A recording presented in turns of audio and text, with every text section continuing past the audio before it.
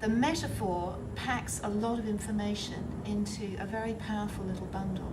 So if we were to kind of open up that metaphor, we'd find lots and lots of insight just in that metaphor. And one of the things Clean does is it prioritizes the symbolic content, if you like, of somebody's language, the metaphors, the symbols that are there. And already just in talking to me, you've given me two. You've talked about a groove and we've got a zip file.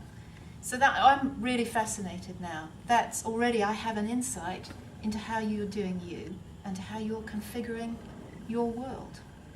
And if we stay with those metaphors and kind of unpack them, as I was describing before, what happens is people, they stay completely faithful to how they're doing them. They stay completely faithful to how they're constructing their world.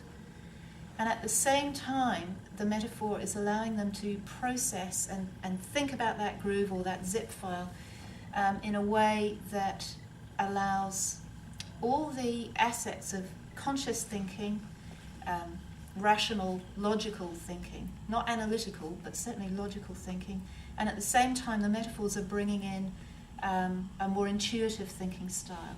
And I genuinely believe that working in that way combines the best of those two processing styles.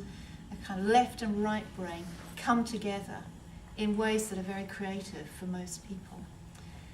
And the other aspect about working with metaphor is, as long as somebody's working in a metaphor, they're getting the essence of the situation, they're getting the essence of the context, of the content, but they're not hooking themselves back into the kind of they're not hooking themselves back into everyday thinking. They're not trapping themselves into the everyday, gritty, tedious detail of the everyday.